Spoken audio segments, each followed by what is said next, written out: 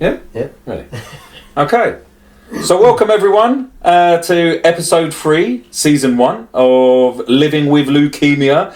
Archie's journey with leukemia, how it's been progressing, where he is currently in his journey. As I said, this is episode 3, and we've titled this one Relationships.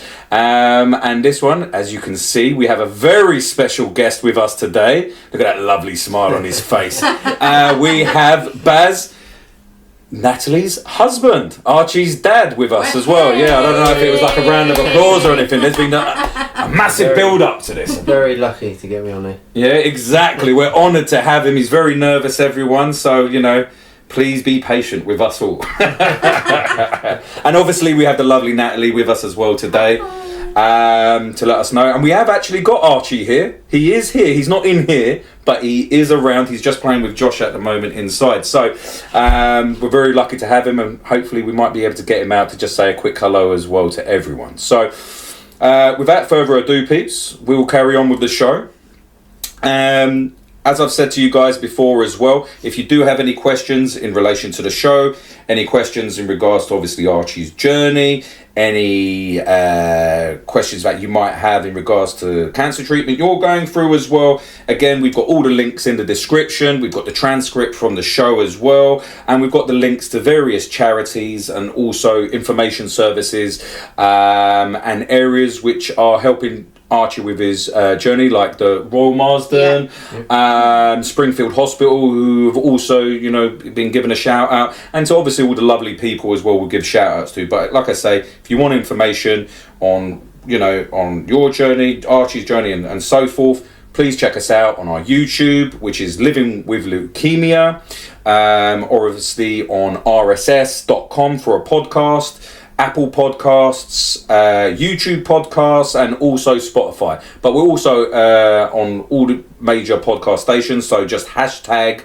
Living with Leukemia and you will find our story. So that's enough waffling from me. To that intro, Jesus Christ. 5 minutes. I was thinking, where's he going to stop? I know, bloody hell. People switch off. Right, so I will edit that around as well. Baz was falling asleep. I know, I need to keep him fresh. Keep him coughing.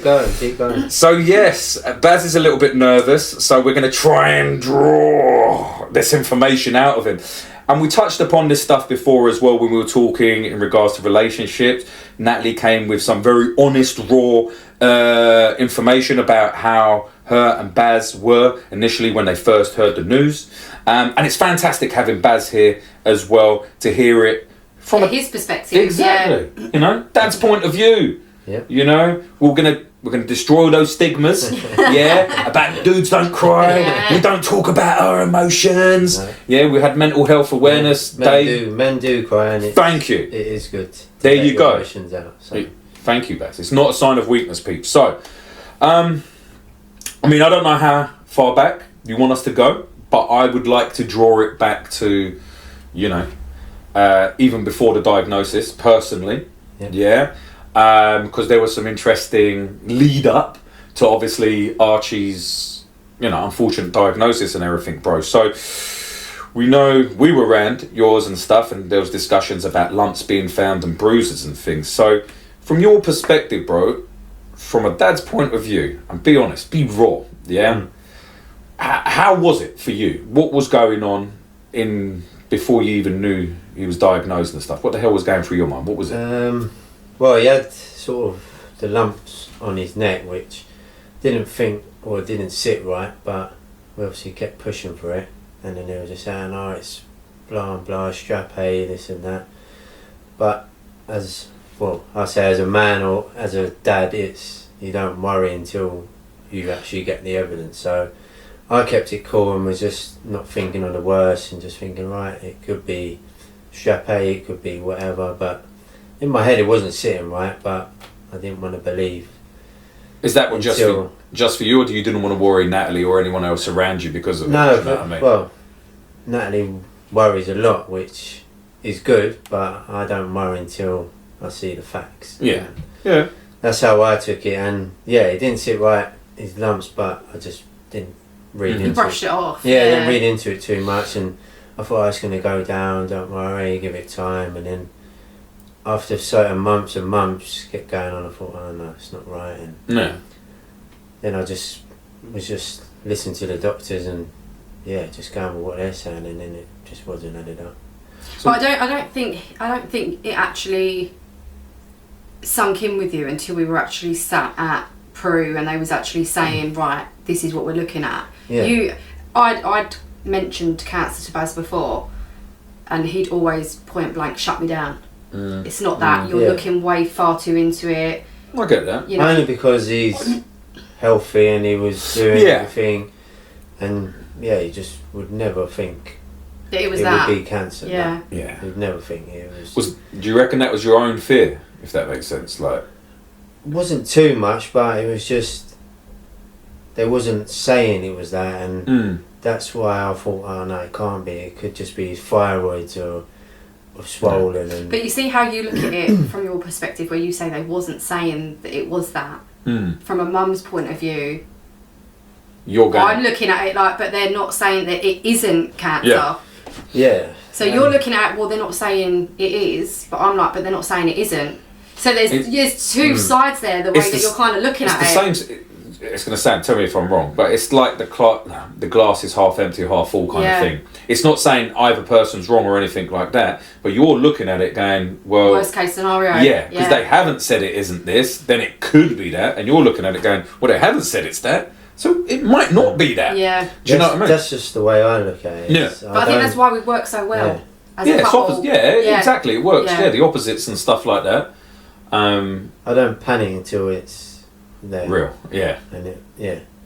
And then that's why I try to... You don't panic at all. I try to just balance it and not stress of wife out and just carry on. And how did that affect you guys? Because you guys have both touched on it. If you don't mind me being frank, it sounded tense in a sense. Just only because of the words I'm picking up that you're both using in a sense, and you're saying like, you're trying to discuss it. Baz is like, nah, man, because it's stressing me because I'm thinking it's not that. You're pushing on it in a sense, but because you obviously want to talk about it and stuff like that, and the words you used were shut down. So, what was your relationship like? Like I say, because this episode is about couples going through this in a sense of the relationship. Like, how did it affect you guys? What was going through your heads? Was there distance between you? Was it tense? Were there more arguments? What the hell was going on? Like I say, is it projecting because of confusion or not knowing? I mean, now you've had a chance to kind of be at where you are now and looking back on it in hindsight, like could you kind of... I think the lead up to his diagnosis, there was definitely... I would say there was a bit of distance between us, because I think you probably thought I was overreacting. Yeah, I did. I thought he was overreacting. I thought, when he first started with his shins and stuff, I thought it was his shin pads, you thought I was being dramatic. I thought she was overreacting. And I just was like, don't worry. And then obviously she went to Peru and And the next minute was like, he was going, do you want me to come up the hospital? And because I was pissed off with him, I was like, no, don't come. I was being that stubborn, I don't want you here kind of thing. You keep telling me that I'm wrong and this and that. Well, I don't need you here. I'll deal with it on my own. Yeah. She does need me there, really. But that's it. But that's good though. Do you know what I mean? In that sense and stuff, I can understand the stubbornness. Like you said, you're a bit annoyed, hurt and stuff. And like you say, the stresses it's putting on you guys and stuff, they're not knowing. Did you feel, was there any common ground between you two during that time that you guys could say, you know what, out of everything, I can pick this, how it kind of brought us together, or we had like a common sort of thing to talk about? And if that wasn't before, was that after the diagnosis, if that makes sense? I think it was when he was diagnosed, we were like... It brought you the focus back together in that sense. And we kind of made a pact, didn't we, when we were sat at St George's? We said, no matter what happens, we have to put him first. Even if there's things that we don't agree on, we always have to put him first. That's fantastic. I'm glad, because I was going to ask you, like, what recommendations would you make from something like this? Because, like you say, that's an amazing thing to hear, to say, you know, you're thinking about Archie. Ultimately, you guys have come to that decision. Obviously, you wouldn't have said that if there wasn't some build up to it in that sense, where, you know, you guys have been butting heads and stuff. But you think as well, we hadn't even been married a year.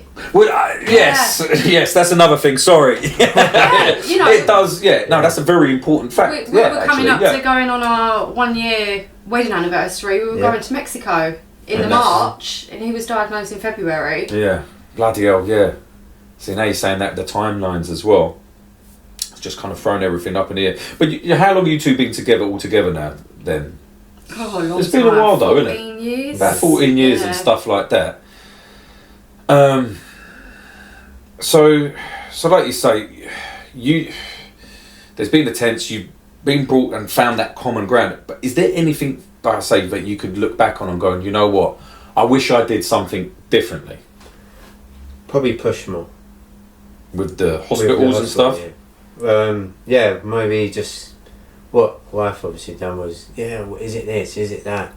Pulled them to the side and said, what's the worst case? And with me, I'm quite laid back, and I just let them tell me what I wanted to hear, which I didn't want to hear what it was, but in my head I thought it was, but then I didn't want to read in too much, where with wife she says, right, is it this, is it that? And she drums it into them to make sure and filling all the gaps, all the between the lines. It could be this. Yeah. You are looking at this. Where if you didn't push for that, they wouldn't say it would be that. They'd palm you off. Yeah, they'd palm you off. But where she says, right, and done a little research and done a homework on it, where I didn't really look into it too much and go on Google and... But why is that? Like, again, is that because of what you're saying now? You didn't want to go too deep into it in that sense? Just, or it was like, Nat's got this, I'm happy with that, you know? No, I just never thought it would be what it is now. And yeah, I just don't know. Because in 1 minute it just come up, and then 2 or 3 months later it's cancer. You're like, wow, like... Yeah, but I don't think anybody would have known that it's that because of the type of cancer that he had, and I'm saying he had because he's in remission. I don't like to say he has cancer now because he's in remission. No, that's it. Positive vibes, positive vibes. So I think it's because it happens so quickly because of the type of cancer it is. It's acute. It happens very quickly when it happens in the body. I don't think you would have. So, I mean, although I thought it was cancer, I never thought it was leukemia. I thought it was, I kept saying Hodgkin's lymphoma because of the lump. Yeah. And because of Harry's friend was diagnosed a couple of weeks before Archie with the same symptoms. Yeah. You just kind of, you naturally go down, like you said before as well in the first episode, you know, just when you hear leukemia, there's that taboo kind of subject. There's that thing behind it. He's going to die. Yeah, you think that's what I mean. What did you think when they... Because obviously... No, that's it. Well, there you go. That's it. Because obviously, when we was at Pro, and they called us out, and obviously you and Archie stood to the side, and I said, you need to tell me what's going on. You didn't know at that point. No, I was always with Archie, and she was out the room talking.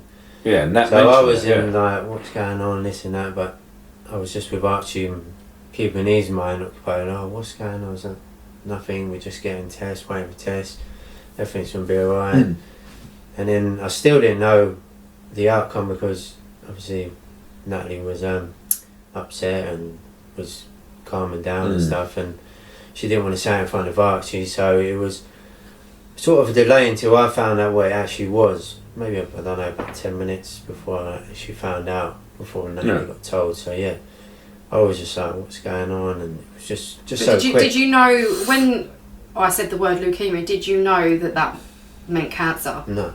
Well, I knew it was a cancer, but I didn't know anything about cancer. I didn't know anything, ins and outs, which maybe that's what maybe men should do more and research a bit more. And when I think he's got a lymph node, I just think, it's just a lymph node that'll go down, where you just got an infection or something like that. I don't look into it, I think I could be Hodgkin's or lymphoma, and I don't know whether that's just me or not. I don't panic or worry until I think it's a fact. looking at myself, based on what you're just saying there, I think that is maybe a common thing with dudes, to be honest with you, because you know me, I'm very laid back and stuff like that, and try not to look into things too much unless they have to be. Might be a protection thing in a sense, do you know what I mean? It might just be how we, you know, our generation and stuff like that, how we've been brought up on things, where we seem to be like that middle between being emotional and still being holding everything in, and stuff like that, you know. I think, you have to, Otherwise, we're both being bits, and it would just. But that's exactly it. So, it's going to be a toughie. But looking back as well, are there any moments which you regret with how? And this is specific to you, as a dad, as a husband, as a son. Do you know what I mean? Yeah, I wouldn't say no. I have no regrets. Yeah.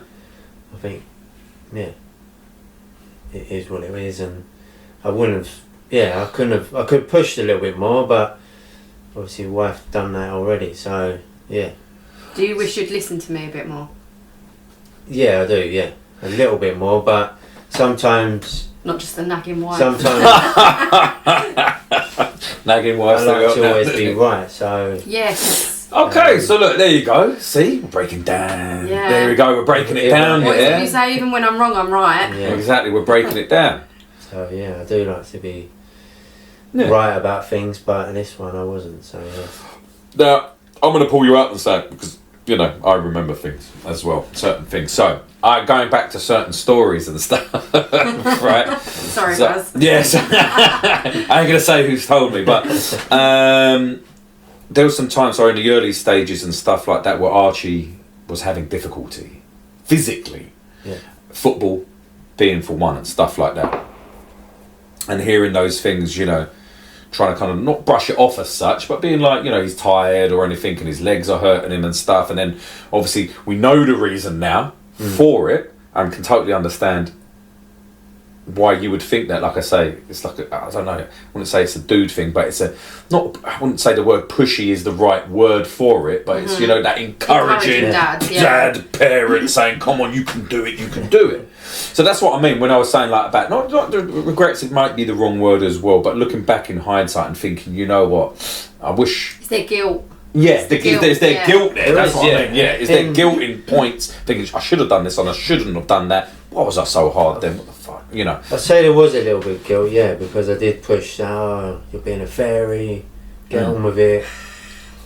How can you be tired? You've only been playing 10 minutes.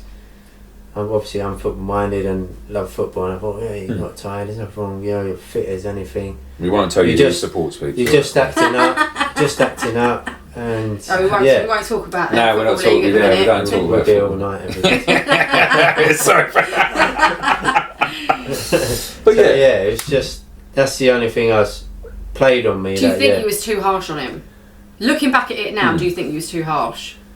I would say yeah, I was, but he was 100% too harsh. No, but it's one of those things, because this is what I mean, because some parents might be looking, like I say, they haven't even gone on this journey or just literally started it, or they've got suspicions and stuff, and that's what I mean. It's hearing these little things like that, thinking about like guilt, regret, how things should have been handled, hindsight, or how shouldn't have they been handled, helps them. In the football wise, it's 1 week he'll be right, next week he'll be not good, then he'll be right for 2 weeks. So it was like a pattern. So I thought it was just a pattern that he's playing up, and he doesn't want to play football. He wants to go on a computer, or he's 1 week, because if he's all right a couple of weeks, and then all of a sudden he's off for a week, and then he's back again for a couple of weeks. You're like, what? Yeah, it was sort of 50-50. But yeah, I did sort of have a guilt that I was pushing him too hard, and but you can't hold on to that guilt. It is what it is, and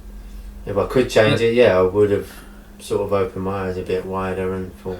It's nice. It's nice to kind of hear that, though, in a sense, like you say, it's like you've got a good outlook in the sense of, you know, whatever has happened, which is a very good way of coping. You know, coping mechanism and stuff like that, because you're like, you know, it's happened. I can't change that fact now. You know, we can only look forward and move forward. Tell me if I'm totally wrong, but that's how I'm kind of reading it and stuff. So you've got to be in control of the mind, not let the mind take over you. Nice. Whereas I'm the other way around. When you come out with profound quotes like this during our he's this is the quote episode man. 3, you know what I mean? Yeah, Look, he's coming out with profound hashtags and What stuff. is it Do you know we what I say mean? to you? You should be like a motivational speaker. There you go. Yeah. Just don't get so nervous, all right? Call him the preacher. But yeah, you just got to stay positive and be positive. And how did it feel as a dad? That's your boy. Yeah, it was hard. I'm not gonna lie, it was hard, but That's what I'm you saying, just bro. have to be the man. But how? How are you grinding? How are you going day in, day out? And don't get me wrong, Baz does a hard job. He's a roofer and stuff. He's got his own business and things like that. Positive Roofing, check it out, peeps. There you go, a nice little name drop for you. But that's a hard job. Do you know what I mean? So you're running a business. Ultimately, you're running a business. This is what I mean. You've got all of this going on at home. Yeah? And, you know, your relationship with Natalie at the time as well.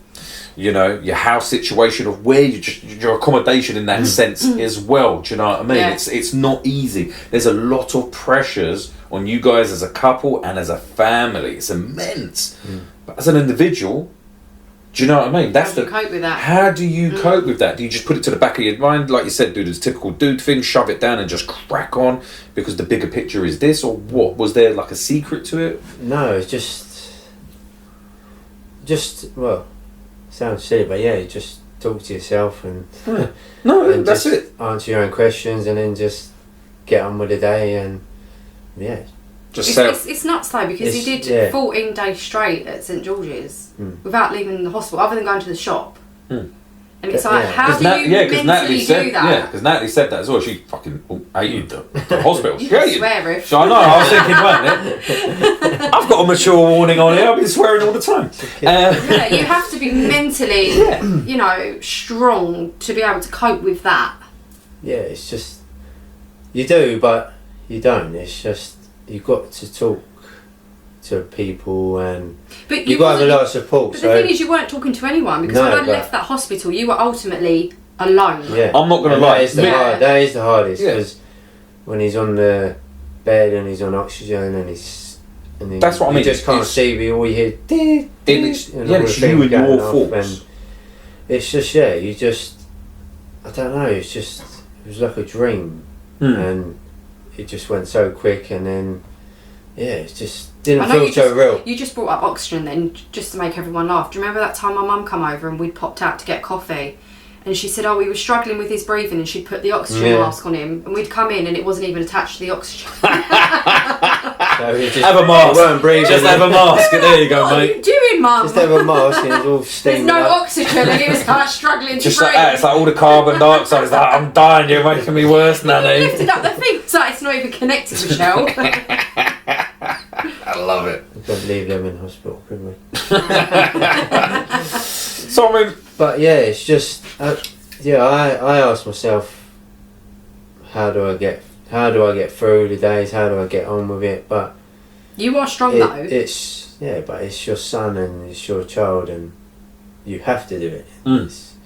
If he's doing it, you've got to do it. There's no other way of I'm gonna just shut down and run away. And Yeah, but I did. maybe he didn't. He was there in the day. It's just in the Yeah, but I night. still shut down and wanted to run away. Yeah, but everyone's different. I think you have certain things that I don't, and I'm a bit stronger in certain other things. But there you go, guys. See, look, this is the therapy session for them. I just Yeah. sit back. I don't even have to say anything. I just let them two. Do you see that? And they're just working it. But that's so what we just work off each other. Exactly. Yeah, you're a prick. come in a You're day. a prick. You're a bitch.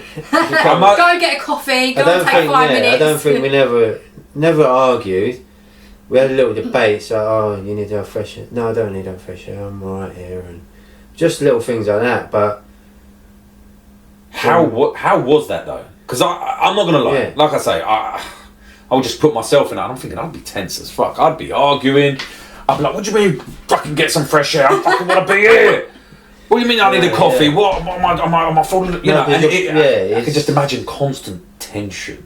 No, and it's not at each other, it's because of the situation. The priority is Archie, and that was the... And I think the hospital helped as well. Yeah, the nurses that we had, they were amazing. And even, you know, being in that hospital, I know you say like you're stuck in a hospital room, the view that you had out the window, you could just sit there all day, couldn't you? It was just... And the nurses were in every sort of 10, 15 minutes, and the other kids on the ward and parents, they were amazing, and it made it that much easier. It was... It's like a safe house. That's really nice to hear as well, because like I say, they're the little things. It's like, is it just us? Is it just me? Do you know what I mean? You didn't feel alone on that ward. No way. There was like you felt 10 rooms or whatever in there, and like 2 or 3 people was either going through what we was going through or come out of it. So you felt a bit safe, sort of, when you're in the same bubble and not like. So you felt seen and heard by the they knew what they were doing. Yeah. And you know, you could always go to them if you had questions in that sense and stuff, because sometimes, like you said, it's not so forthcoming, but like you said, you know, if you asked them the stuff, they were like an extended family, weren't they? They were amazing, absolutely amazing. So another thing, so did it ever get to a point where you two hated each other? I mean, Natalie just smiled and made me laugh just straight away. I don't think you did. I did. Yeah. No. But that's why. This is what I mean. It's not a bad. I know what you're saying. I wouldn't say hate though. I wouldn't say hate. It's hate. It's not. Yeah. I think it's just that annoyance or anger. Yeah, I was angry at him when we got the diagnosis, because I felt like he didn't listen to me. Yeah. And I felt like I didn't have his support as a husband. Yeah. So I was very angry then, and then it was when he went back to work, and it was kind of just everything just fell on me. He fell on you. And I felt like he was getting up and walking away and having that breather for 7-8 hours in the day. And whilst you're dealing. Yeah, I just wasn't getting any of that. But it wasn't a breather. Yeah, that's it. This is that's exactly it. Yeah. It was going to work and looking at your phone constantly. Is it going to ring? Is it going to something happen? You're not actually doing work, but you're at work. That lasted how long? You checking your phone? I check it all the time. No,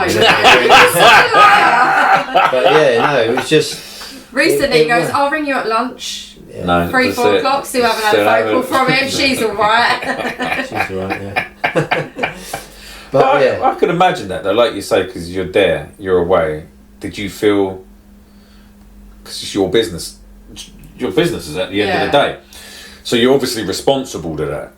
And was that the factor? Was it pulling you away? Like you say, be honest, bro. Because if there was a bit of you that actually felt like, you know what, not that it was a breather, but it was... I didn't want to go to work. And had to. And I had to go to work. But it's not like you can switch off at work. I would say it's probably worse at work than being at home because you're with him. Like, when you're away and you're at work, you're constantly thinking, is he alright, or this and that. And it wasn't a break. It was. I'd rather be at home, but I didn't look at it like that. But that's what I mean. That's the important thing, though, and that's how I guarantee you couples will look at it. Even me, to a certain extent, will kind of fall in line with what both of you kind of said there. Like if it was the shoe was on her foot and it was Kat going to work and I'm there, you know, and I'm going to take the whole cancer thing out of that and stuff. But I've heard couples, I've done it myself. Me and Kat have argued about stuff like that where, you know, stay-at-home mums or stay-at-home dads and stuff, where one's going to work, one's at home, and people are thinking one's more like the job is freedom. More. And it's like, well, you're at home and, you know, you've got all day to do this, and it's like, well, you're at work to do this. Like, you know, it's like he'd go and get a coffee in the morning on the way to work, and I'd get the ump. I think you've got like 5 minutes to go and get coffee, and I can't even do that because I couldn't even take him out of the house because he was just so vulnerable, and I was getting frustrated over a coffee. I'm going to be real with you. Were you a little bit jealous? A little bit, yeah. I'm only up for it now though, because I buy me coffee all the time, don't you? No, but you know, it is little things that really bug you that wouldn't have bugged you before. Yeah. I think it's worse going to work. Yeah. If you're in this situation, because for me it was just I was a bit like Dory. I'm forgetting things and you just weren't all there. Wasn't concentrating on it, and it would take longer, and you're trying to earn money but losing it, and you're just not thinking 100%. And But I think right now you just couldn't wait to get home, and then you're rushing, and then it's not fair because you're on the customer's house. And But I think where we are right now, we've come a long way. Yeah.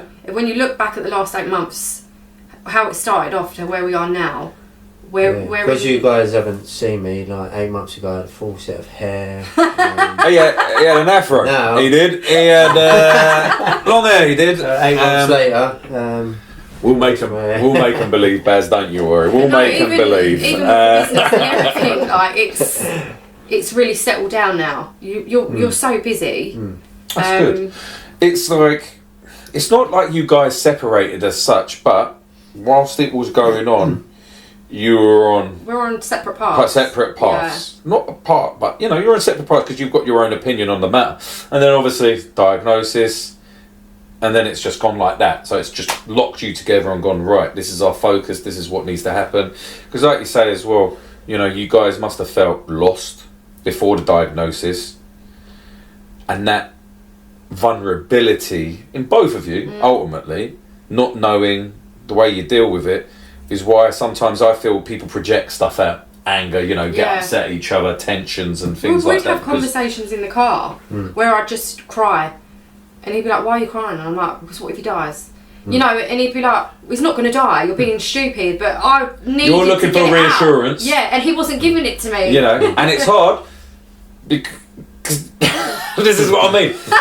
Because it is, because you're saying it as you're saying. You need the reassurance. No, he's not going to die. Don't worry, babe. He's not going to die. This is, we're going to get through this together. Then you've got the difficulty on Baz's side. Again, tell me if I'm wrong, bro, or anything like that. But saying, I'm not going to believe what you're saying to me because that's just so hardcore for me to deal with. I think it's because that's how the relationship was previously and years is she would overthink things. Yeah. And I would say no, and majority of the time I was sort of right, and that's how we balanced it. And she would overthink and I would calm her down, or it could be vice versa. But in the situation that come up, she was right and I wasn't like that. But that's how we used to see it. You used to give each other what was needed for that situation. Really, if she's got a flu, she's dying.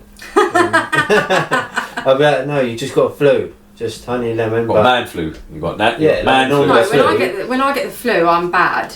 I'm bad. So that's why I'm like, you're so overreacting, and then sort of vice versa sort of thing. But man up. But now, stronger than ever? Or you feel it in yourself? It's a unit of what she's got stronger, yeah. Anxiety is not as bad, and I think it's helped her more than what she was before.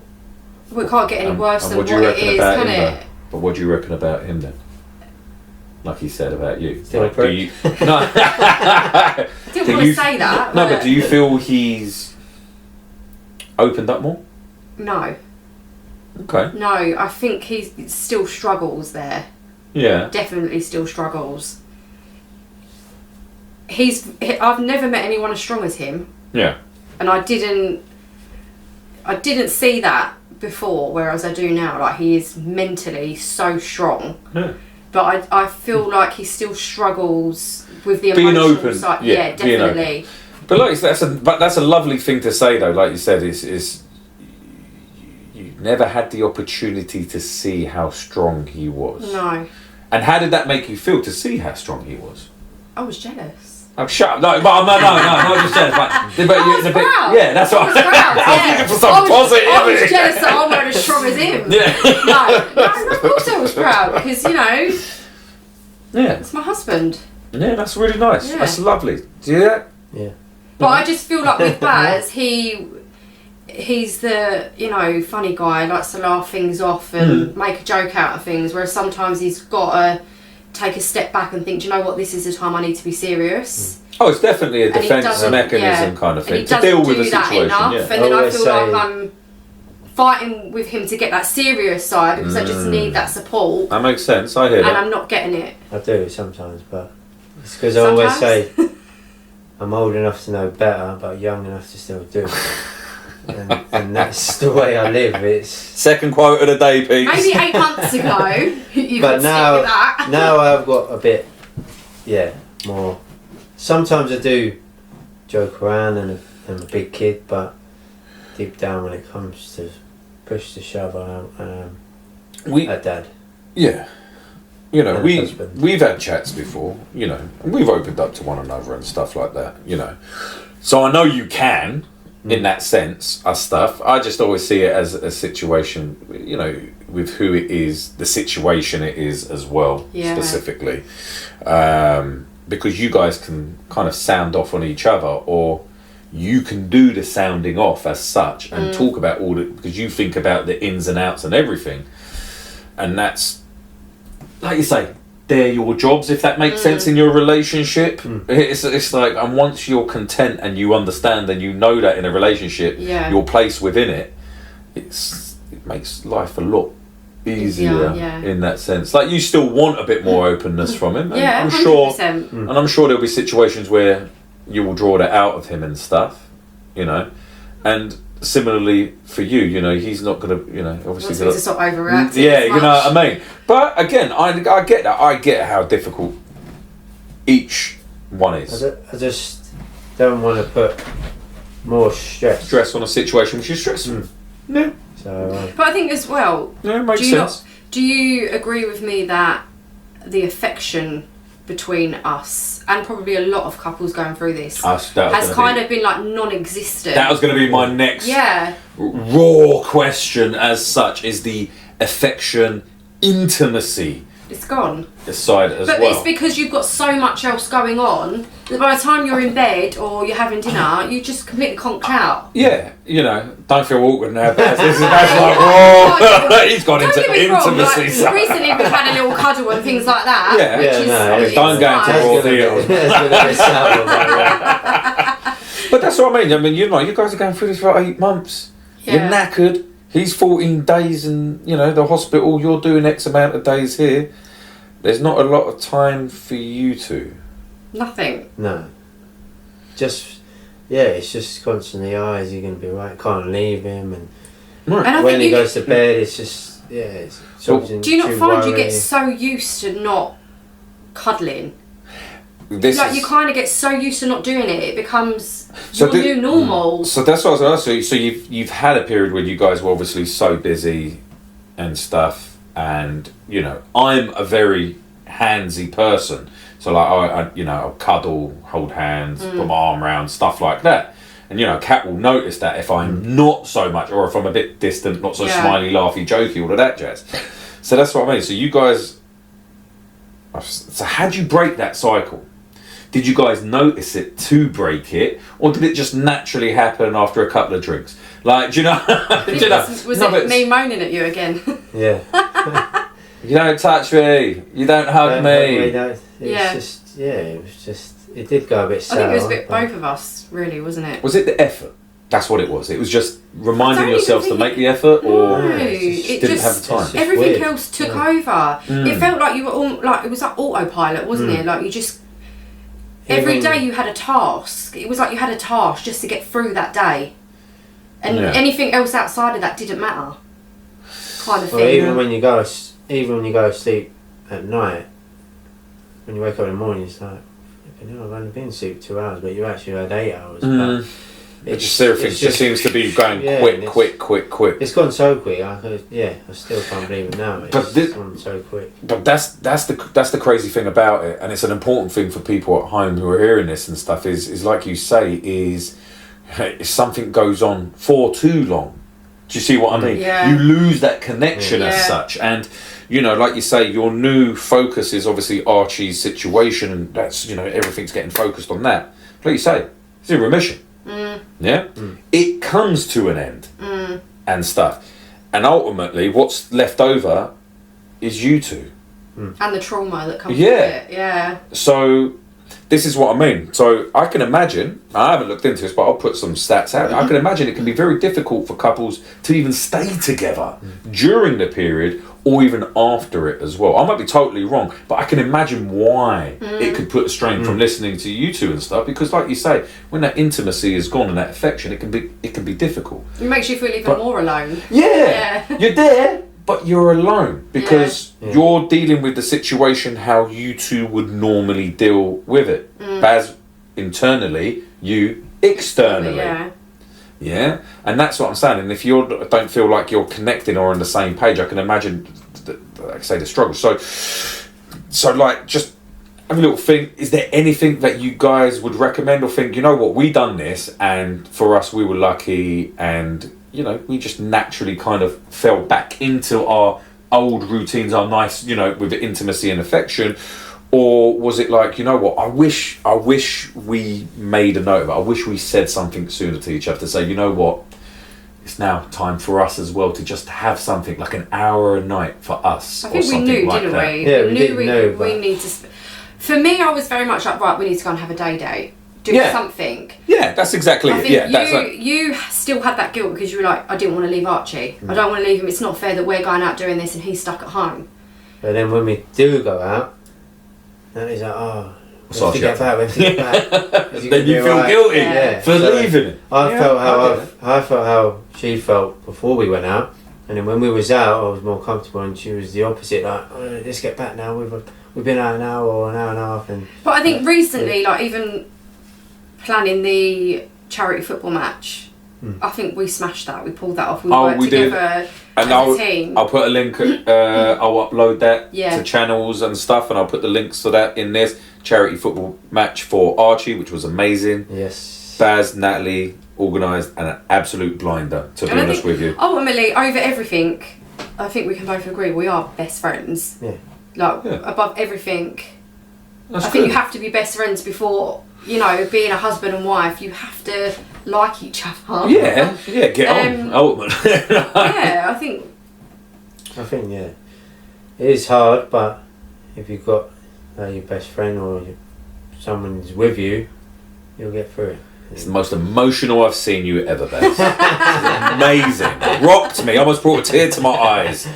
No, honestly, bro, thank you for that. I don't want to push too much on just you two specifically, because there were other people involved, and I just wanted to have a little snippet in regards to obviously your mum and dad as well,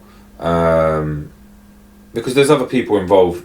You know, I was talking to Nat before. There's other people involved and how it affects them, and you know, your situation and your closeness as a family is amazing. Yeah, that's fantastic, because your support network is an incredibly important thing. But I can also imagine it can cause tensions. So yeah, you know, how open do you want to be about that with your relationship with your mum and dad? Your relationship with Nat's mum and dad, vice versa, and vice versa.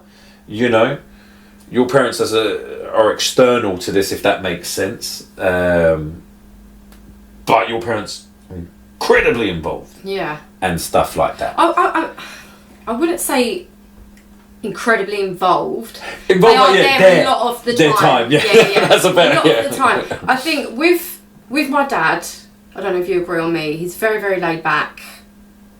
He doesn't say too much. Yes. He's very emotional. He doesn't like to see Archie upset, and in the situation he's in, he would, you know, anything Archie wants, he's like, you can have it. Yeah. You know, if you want a toy from shop, you could just, he wants Archie to be happy. Yeah. I think my mum struggles to understand the seriousness of it. Okay. In a way that sometimes I'll say, you can't hug him and kiss him. And then she'll do it, and I'm like, Mum, you've got to understand his immune system is compromised. You go to work. I love him. Yeah, I hug him. It's hard as parents on both of us, because it's how many times do I have to tell you, Mum, and you're just going to continue to do it. Love my mum to pieces, but ultimately you have to put him and his safety first. I remember Harry saying stuff like that. Kiss. Yeah, we didn't even kiss him. Yeah, he was so frightened. We didn't want to make him unwell. So it's now it's kind of settled down a little bit, because you're like, right, you've realised, you know, you can't get any worse. He had COVID last week. Can't get any worse than that. The COVID and stuff. And he was fine. He absolutely fought it off like a true warrior. On top of having to fight off Leukaemia. You guys have brought up something that I hadn't even thought of. So, like you said your affection for Archie was withheld. Yeah. Essentially. For his own benefit, like you say, because of his autoimmune system and stuff. Have you spoken to him about that? Was he vocal about that? Did he ever mention it? I mean, I can see sometimes Archie can be quite withdrawn in that sense, like he doesn't want to say. I think right at the beginning, because of the high dose of steroids he was on, he didn't want to be hugged, did he? Before diagnosis, he was such a cuddly child. That's what I mean. Yeah. That's what I mean. I'm talking really about loving. the Archie who I knew before all of this and stuff. Very affectionate. Yeah, he went completely the other way, didn't he? Didn't want to be touched. But have you spoken to him about that to find out what that was? Was that fear of what he had? No.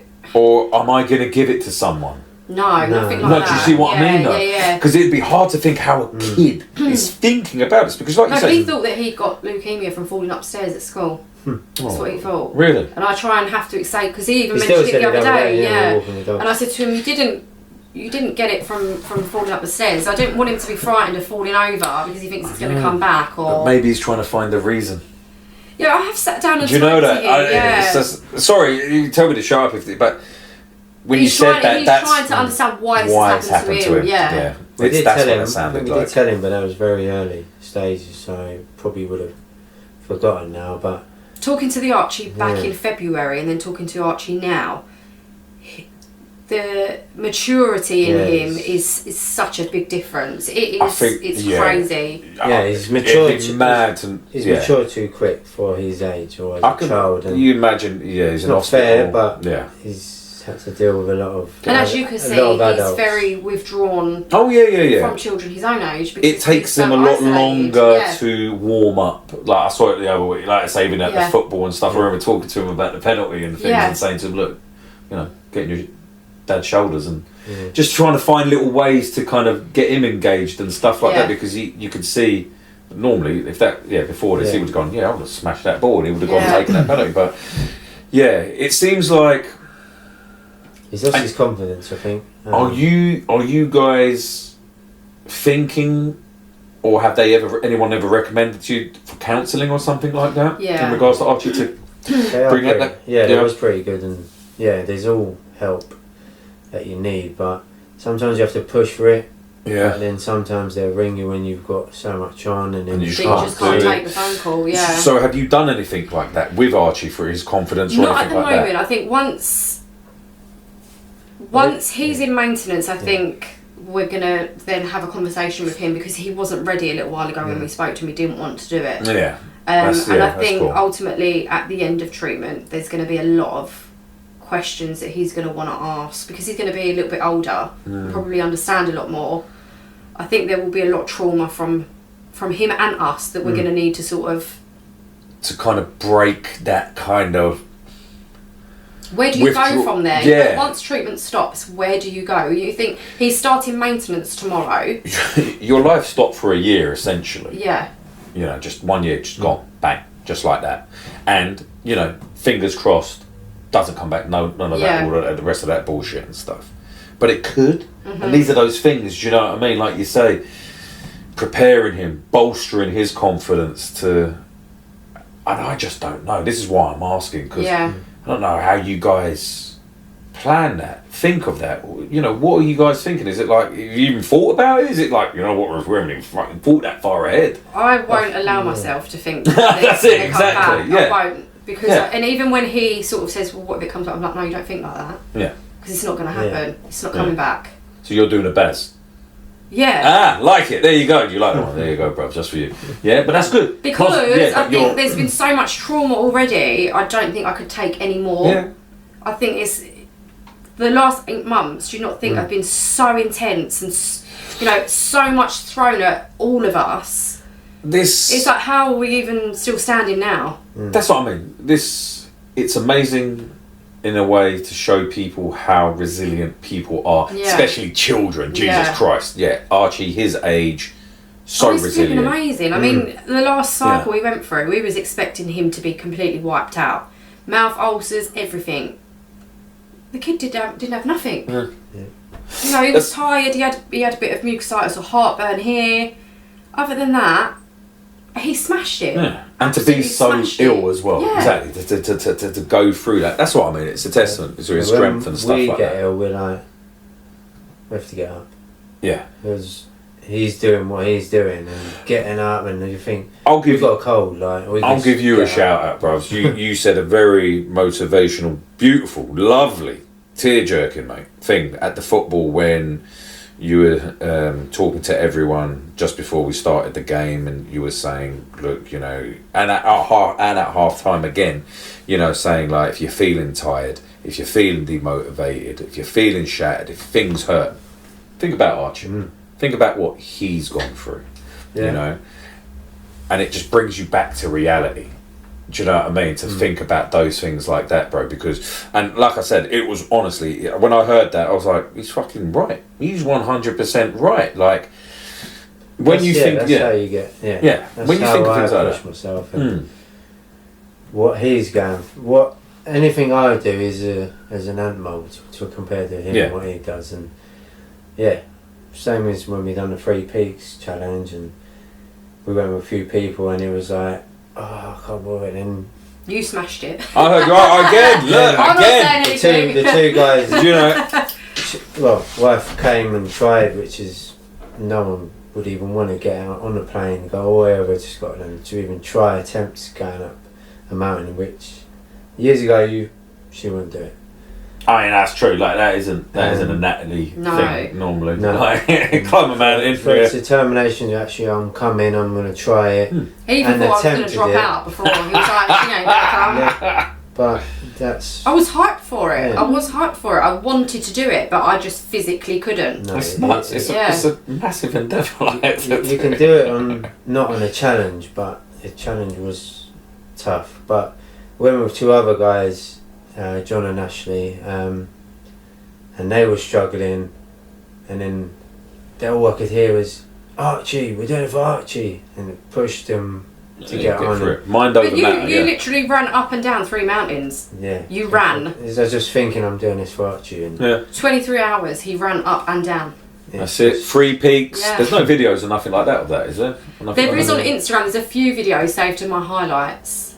But I would like to say, if anyone is watching this, if you want to sponsor me to do any challenge, Your next one's a skydive. I'm doing a skydive, but I want to do Kilimanjaro. So if you want to donate $7,000 for me to do it, there you go, peeps. I will. I am. We were talking about it earlier. I'm going to add Archie's GoFundMe. I'm not letting Baz go to Kilimanjaro. It's not happening. On the RSS.com website as well, so you can donate to there. But guys, if any you do, challenges, there you Tough go. Mudders, invite. 3 Peaks again. Yeah, I want to attempt the 3 Peaks. I reckon we should definitely get Baz doing a Tough Mudder. That's just a guarantee. You should just be hitting something like that. I think definitely Snowdon, something like that as well. You know, you got lots.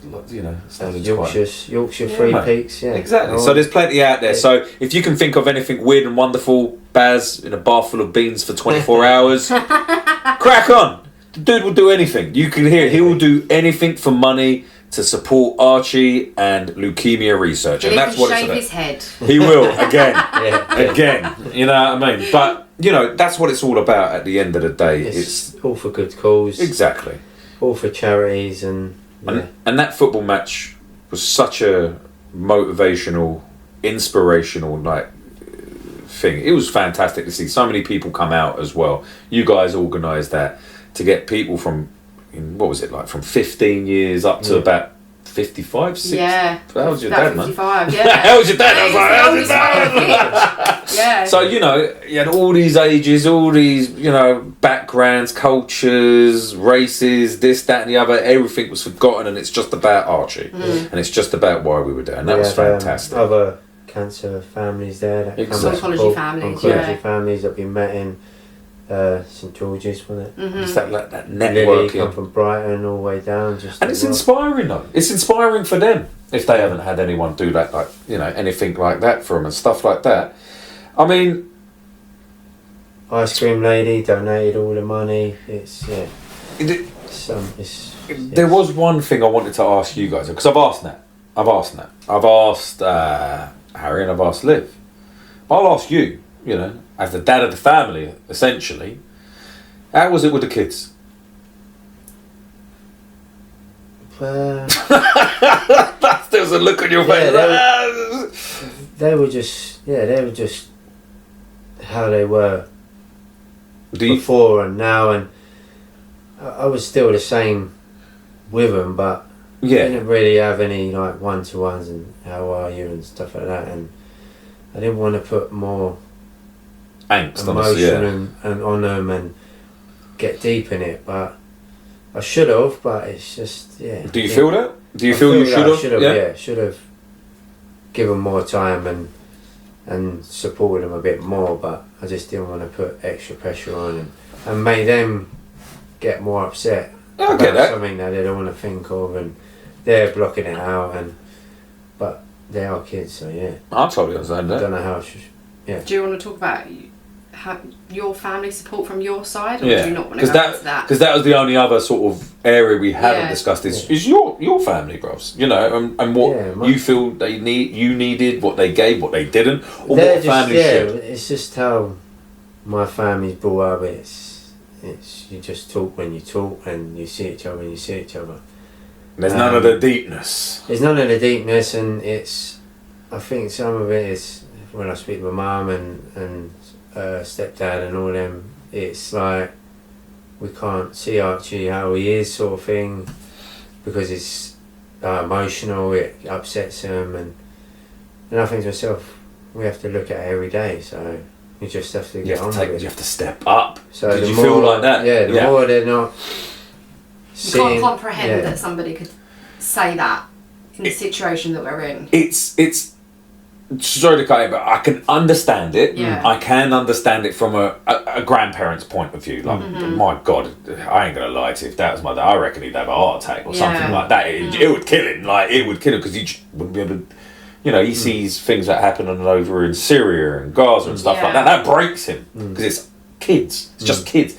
So his own family kids, it would just destroy him. So I can understand why they're like you said, it's just like, but seeing it would be so upsetting for them. But like you say, as a son, you're like, I need you there because I'm dealing with this daily. Yeah. You not dealing with it daily, I understand, but doesn't mean it's right, if that makes sense. No, it's just Archie's situation hasn't changed anything. It's still how our relationship was when he was fine. But they're just set in their old ways, and you can't change them, and nothing's changed throughout from pre-diagnosis to diagnosis. When he first got diagnosed, it was all hands on. Everyone was there. Then it sort of died out, and it's dying out more, and it's like he's okay now. Which that's how I look at it. I think he's okay. He's fine, and he's not. He's still going through it, and he still needs the support, and sometimes they do ring him or message him and he just don't want to answer the phone, and they just see it as right, I don't want to try it because he's not texting back. And no, I get it. I feel like people get bored of hearing about it, and it's like you only want to see the good stuff and not the crap side. It was like I was like that when Archie was diagnosed in St George's, and it still didn't figure out into my head until we met Lily and obviously her family, and seeing Lily with obviously no hair and stuff. I was like, wow, like I couldn't stand there and talk. It was so upsetting, and that's how I could see how other people could look at it in a way that it's weird if you see a child with a bald head, it's like you just go, wow. Do you go and stand there and have a conversation, or you just, before he was diagnosed, I'd be like, what do I do? I feel bad. Like, just think, they're saying, Like it's like alopecia, or it's going to be cancer, or it's going to be something, And that's why I can understand how other people are looking at it, but I get so annoyed when people stare at him. But family it really gets my back up. Like, if I take him to the shops and people are staring, and I would rather people come and speak to us and be like, oh, you know, do you mind if I ask? Is he going through treatment and things like that? Rather than just stand there and stare, because I'm like, what the fuck are you looking at? That's interesting, though. It's interesting. I get why you think that. I get really irate. But let me ask you this. Would you have gone up and asked a parent before any of this with Archie? Before diagnosis, no. Now I would. But this is it. It is seeing both sides of it. But that's wicked. That's wicked, because like you say, you're just like, what you looking at him for? Sort of staring at him, you're making him feel uncomfortable. Just come over and just say, you know, what's going on? I mean, we were speaking about, I met some dude in the shop and stuff, and his kid was there, and I actually could, you remember we were talking about it, and I was like, oh, you know, is he, and he's like, and he did, but before I wouldn't. I wouldn't have. But the thing is, we love talking about it. You know. We love talking about how far he's come. Yeah, maybe, like you say, a person doesn't know any of that. Yeah. So they don't know where you are in the journey. No. It could be bad. Do you know what I mean? They don't know. So we've had some parents at the Marsden, haven't we? We'll sort of get into a conversation, and I think there's been one child there that the mum hasn't even told the child that they've got cancer. Shut your face. Just that they've got a poorly lump. Yeah. Wow. Look, again. But the Marsden is just a different hospital, and you see the kids in there, I just break your heart. You wouldn't, yeah. It just break your heart. It's unreal when you see. But I think it's good for Archie because he goes there and he sees people. Yeah, they're all the normality of it. All the same. And then when you see some, it's not just me going through. When you see some kids and you're actually speaking to them, and then you find out that they've only got like 2 months, or they've only got so long to live, you're like, wow, like it's. Yeah. We're like lucky. We're lucky. Yeah. It really puts things into perspective. Lucky as you can be, where there's single parents in there that can't cope with it. Yeah. You've got kids that are screaming that don't want to be accessed. We were quite lucky we had our own business. If we didn't have our own business, it'd be a hell of a lot different. I could see, because you can pick and choose, and this is why this is so important, bro. If you're working for a company, it's going to be very hard. You saying this stuff, Natalie's saying this stuff. This is what it is. This is to help those parents who are going through it on their own, whether they're male, female, whatever. You know, they're like, I just want to know there's someone out there who's going through the same stuff as me. They've told me maybe if I try that, when we were talking about the foods and how to hide the medicine in the food and stuff, you know, at the start to you know, and little things like that really do help. Like you say, it normalises something which Natalie brought up is quite a taboo subject, speaking about cancer with kids. Talking about cancer is not a taboo, but when it comes to kids, people just don't really, you know, there's not a lot of don't connect. Not a lot of kids cancer awareness. There's not enough of it out there. It's normally adults, but leukemia is a big cancer, and it should be more widely, worldwide.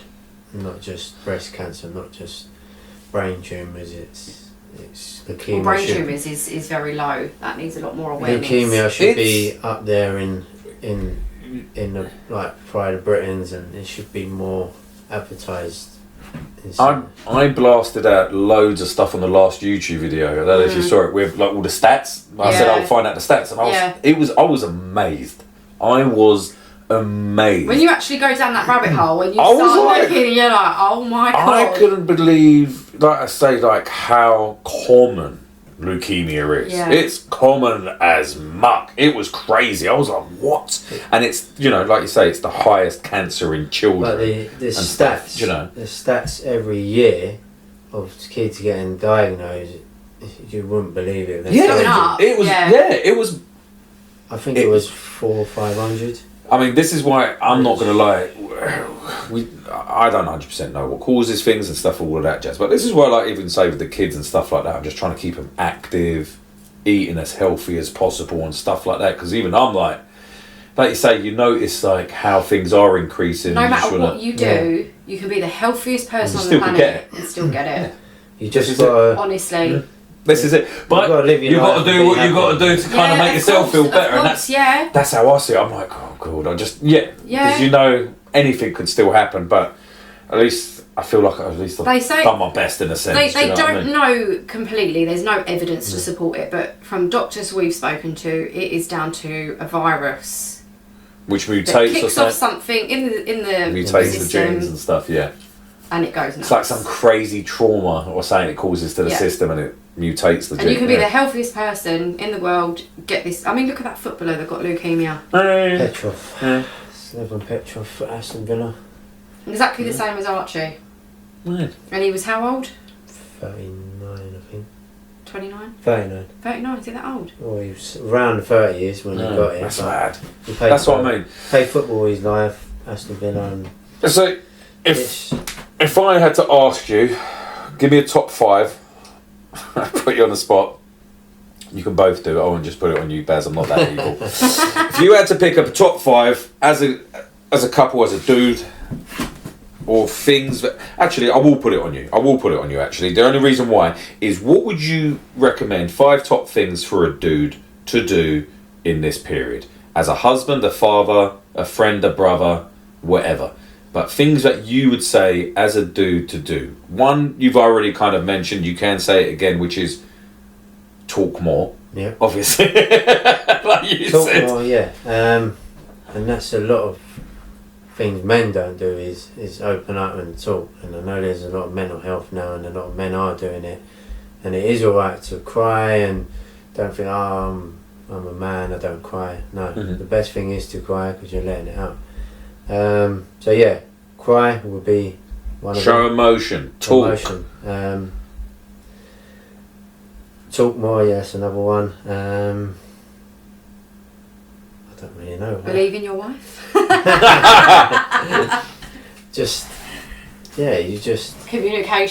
Communication. Would you agree with me, like writing everything down? Yeah, but now I don't say anything. So it's like, right, we've got to take it, or we've got to do this. Done. That's it. It's just done. Yeah. Because it's changed in a way to think, yeah, right, no, you are right in that way. I need to do it. And even anything little, she said, I don't even think she's over exaggerating now. I just go with it. Actually, what happens is Archie will spike a temperature in the middle of the night. Yeah. I'll go into Baz and say, he spiked a temperature. Well, why are you checking his temperature in the middle of the night? Does it matter, Baz? Get up. You need to take him to the hospital. So in the end, I just end up leaving him to sleep. I'll start getting ready, and then as I'm about to walk out the door, he'll come out and go, it's alright, I'm taking him, love. Yes. I don't like the frustration. Don't take the temperature too much. So Natalie, at one stage, I was doing it like 6 times a day. It was every 15 minutes temperature in the year, which will drive yourself crazy, but that's the only thing. Do you think you wouldn't do? But 5 points as well is having a good support system around you. Yeah, big support you need. And when we talk about support, we mean open support, like people who can talk about feelings, communicate with you, stuff like that. Yeah, give you even what, if it's just a family member. Yeah, that's what I mean. Just to give you what you need. Somebody that's not in that tight knit circle, just somebody who is. You can just give you that like a frank, cousin, or that frank is view. a little bit set outside the immediate. Right. Definitely. That's the good thing with social media platforms. In a way, I would say has helped us. Yeah. Because you can post something. And then everyone say, "Oh, you're doing an amazing job." And when you look at that and you see it, makes you feel good as well. Makes you feel good, and then it takes a little bit of the pain away, and then you just you keep going from it. And support is massive, yeah. So what we've got so far is communication, obviously talking, being open to change, which you were saying is you've changed your ways as well. Show your emotions, have a good support network. And one more, Bez. What else? What else would you recommend? Trust the process. That's your favourite one. What? Famous quote from Mikel Arteta is trust the process. There you go. He's giving you a clue there, everyone. If you unsubscribe, I totally understand. Hashtag AFCTV. Robbie. I want to do a shout out as well. Arsenal, if you want to give any free things to Archie, please. I'm going to tag you up and there's stuff like that. Send some freebies to Archie, make his day. We've had a few things sent out, haven't we? Yeah. Which has been lovely. A few players and stuff like that have said some stuff, which is always nice. Yeah. Do you know what I mean? Even as a Spurs supporter myself, I reached out to Arsenal. Do you know what I mean? They just blanked me. They were just like. That's why I ain't been on the show on here, because I can't sit in the same room.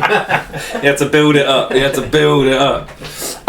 But yeah, going over that again, it's open to change, communicate, show emotions, have a good support network, trust the process. Those are 5 key things that any dude or dudette can take on board, because I ain't gonna lie, a lot of men can apply that to a lot of stuff that they don't do. You know, being open to change, being able to communicate, showing those emotions, making sure you've got a good support network, letting that support network know that they're a good support network as well. Yeah, validate. Don't turn to drink and drugs. There you go, number 6. Don't turn to drink and drugs. Yeah, don't let your mind take over. Yeah, no, that's some very, very good points, and that's what I'm saying. So I'm going to put these points in there because, like I say, the only reason I asked for those points and stuff, man, is because, like I say, they're very clear, very concise, very easily read, and make sense to anyone in any given situation, no matter what they're dealing with. Hello again, everyone. Look who we've got with us. We've got the mighty Archie, fearless Archie. How you doing, Archie? You alright? Good. You good, yeah? How you feeling? Quite good in myself. It's really good to hear, mate. It's really nice to hear. It brings a smile to my face, it does. Yeah, so how's school been and stuff? You been there for a while now? Yeah, you'll be going back in a couple of weeks, aren't you? Yeah. Yeah? How long have you been off school now then? What, in general? Yeah. In the last few weeks, about a month or something like that, has it been? A couple of months, is it? Overall, you've had 8 months off, haven't you? 8 You months went back for about 2 weeks, didn't you? Yeah. Yeah. And how have you found it going back to school and stuff? Good. Yeah? Enjoy seeing your friends as well? Yeah. They all been cool? Yeah. Oh, that's really good to hear and stuff. Do you want to give any of your friends a shout out, or do you want to not mention any names? No names. But all his friends have done well, so well done, friends of Archie's out there. So yeah, so you're feeling well, you're feeling good. I must say, everyone's incredibly proud of you as well, what you've done, yeah, and what you've achieved, yeah. So where are you at the moment in all of your treatments and stuff? I'm just at the start of maintenance tomorrow. Okay, and what does that mean, maintenance? It's basically, so it's like the end of a harsh treatment, and then for this, for maintenance, you just have oral chemo. Okay. Lunge or puncture every 3 months. Once every 3 months. Once every 3 months. What are you having tomorrow? Steroids. Okay. And Vincristine. We're going to say Vin Diesel. And how often do you... Methotrexate. Yeah, how often do you have vincristine? Once a week. Once a month. Yeah? And how does that make you feel, little man? What on vincristine? Well, all of these kind of medicines and treatments and stuff, like, how does it make you feel? Just tired and like can't be bothered to do stuff and that. Yeah. Yeah, what do you need from other people and stuff to kind of make you feel good? Nothing really. Yeah. Sure, not hugs or kisses or anything like that? Yeah, loads of high fives, loads of funny jokes, maybe some funny reels and stuff like that maybe, yeah? I like to hear it. So what else, what would you say to other kids out there, little man? What would you say to them if they were going through the same journey you were going through? Yeah? Just stay strong and don't worry about whatever's coming. That's fucking amazing. Shit, mate. I might have to pause it there. Jesus Christ, that almost made me cry there for a second. Jeez, man. Honestly, that was amazing. That was really amazing to hear that, mate. Seriously. None of this is scripted, peeps. Yeah? We literally just dragged him in. He was playing computer. We've just dragged him in here to talk to everyone as well, because he's wanted to do this as well, haven't you, Archie? Yeah. Yeah? It's been a long time coming and stuff, yeah? Are you looking forward to this next bit, this maintenance, to kind of get it done? Because once you do the maintenance, is it then... Ending. You're finishing, yeah? You're going to throw a party for yourself? Yeah? Good, I like it. And do you want a present at the end as well?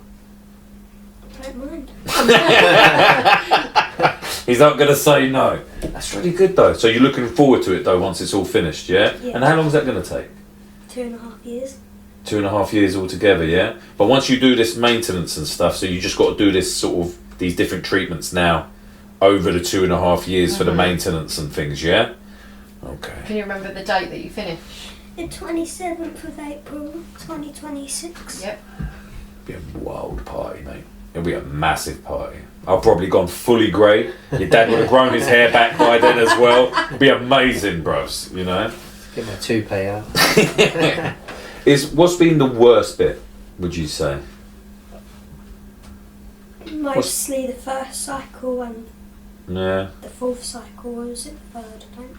Was that because of the drugs you had to take, or was Yeah. it just you were a bit scared or something like that? No, So- it was the chemo I had to take. yeah, and how it made you feel and things, yeah? It weren't nice, I take it. Yeah? What helped you? What helped you in the morning and stuff when you had to go hospital, or you were in the hospital when you had to go chemo and do all these things? You know, what were you thinking about? Were you just like, I'm gonna do this, I want to get better? Yeah? That's really cool. And what was your favourite bit though? Because I heard when you were on the steroids, you got a lot of food, didn't you? You eat a lot of food, and whatever you wanted to eat, you got. Yeah. What was your favourite? What food? Yeah. Definitely the corn dog. Ooh. What else did Daddy used to get you in the morning? Oh, McDonald's McMuffin. Oh yes. What? Just a double sausage egg McMuffin? 2 of them. 2 doubles. Bad boy. I love How it. many hash browns? 4. Mate, I'm surprised you're not like massive, like Hulk Hogan, like all ripped and stuff like that, like super muscly, having all of those like McMuffins. I made one actually the other day. It was for my really birthday. I saw that. It looked Did you really see my nice, McMuffin? yeah. Made my own homemade McMuffin. So- And a breakfast wrap. nice. Do they still do the breakfast wrap? Yeah. They still do the breakfast wrap? I thought they stopped that. But when I had to get his McDonald's, what was the story I had to do from the hospital? What? When I left the hospital to go to McDonald's, how did I get there? You walked. No, I had to run. You had to run for I had it. to run, jog all the way from the hospital to the McDonald's and get it back within 10 minutes to keep it warm. Oh yeah, bloody hell! Didn't even think about that. Everyone's giving them cold grub. Because it Wow. can't be left out for 20 minutes. Yeah. Can't be under UV lights. lights so I and had to go stuff. in there, Has to tell be them fresh. the story, Give it to me get it fresh. and then run all the way back. Wow, didn't even think about little things like that. That's amazing. What are you most looking forward to? Disneyland. That's what happens. See, I know. he said Disneyland. If you didn't hear that, everyone. Over the next sort of couple of months, what other than Disneyland, what else are you most looking forward to? Not school. Not school. Yeah. Seeing your friends? Are you looking forward to something growing back? Yes. What? Jack Grealish. Jack Grealish. Jack yeah. Grealish. I ain't gonna lie to you, mate. It looks well on you. I know he can pull it off. He can't pulls it off. Yeah. That's what I'm saying. He pull it off. Look, you see, he's checking himself out in the camera like look at You're going. handsome, aren't you? Yeah, honestly, mate. You are handsome. Honestly, mate, I love it. It suits. It does suit. Honestly, I mean, you pull it off better than your dad. Yeah. You've got good head shape. Exactly. Do you know Take what I after mean? your mum there. I That's know, it. because Dad got bumpy. Yeah. There you go. Pointed it out. Put it down, Baz. Everyone can see. Do you know what I mean? The bumpy head. Cut it now. But honestly, Archie, we all just want to say, from me, everyone at home as well and stuff like that, we're all incredibly proud of you. Yeah, keep smashing it. Yeah, keep shooting for the stars as well, little bro. Honestly, you are inspiring and motivating children and adults at home. They're absolutely loving everything that you're doing. Keep smiling. Keep doing those dances. Keep making those reels and TikToks and stuff, yeah? Okay, and you will get through this. We all know that. Singing. And keep singing, bro. Yeah? You know, we know there's going to be bad days where you feel really low. Yeah? But you still get through them, don't you? Yeah, you still smash through those days and stuff, don't you? And you're sitting here right now with us. And yeah, I just wanted to say how proud we are of you. Okay? So well done. And keep doing it. Is there anything you would want to say to everyone else at home? Anything else that you want to leave them with? Any words of wisdom like your dad comes out with? Say Arsenal's the best if you want. Whatever you want to say. Nothing really. Not even Arsenal's the best. I would have thought you'd say You're a Arsenal's the man of few words. Exactly. No, I think you said everything you needed to, little bro. Especially when you told everyone to keep strong and stuff. Honestly, that was amazing stuff. So yes, guys. This is the end of our third episode. Thank you so much for joining us with Natalie there. We've got the mighty Baz as well. And the star of the show, to be honest with you, Archie, the main man himself, who's joined us today, made us very happy that he could join us as well for today's episode. So if you do want to see a video of us, we're available on YouTube. If you just want to listen to the podcasts and stuff, or pick up the transcripts, please check out the podcast stations I mentioned earlier: Apple, Spotify, RSS, YouTube, and so forth. And we will be bringing another episode, so an episode 4. So we're going to be speaking in regards to sort of next stages, any parts that we may have missed, and potentially we're hoping as well to have some questions from you guys at home and be able to answer those questions. Maybe even do a live. Or a live on Instagram. We could, yeah, give that a whirl. Do that and then get some questions coming in that way as well. I like it. I like it. So look out for that. We're going to throw some links out there. Like I say, thank you so much for the love and support and the comments and the likes and the sharing and the saves. Please, people, spread awareness. Yeah, hashtag living with leukemia, LWL. Yeah, check us out on all major things. And like I say, spread the word. Leukemia needs to be made more aware to people, what it is, how it's treated, and just to be able to reassure and help those out there. And like I say, in regards to other cancers or other illnesses as well, you know, there's people out there. This isn't you alone. This isn't just a journey for yourselves. There are people who have gone through the same things, who will be there to support you. There are networks and groups out there to help professional bodies, and you know, just look for it, peeps. Yeah, and if you can't find it out there, you come to us. All right. So I just wanted to say thank you from myself, Riff again, the mighty Baz. Thanks from Baz. The wonderful Natalie, and the main man himself, Mr. Fearless, Archie. Yay. So thank you again, everyone, and we'll see you on the next episode. Take care. Bye.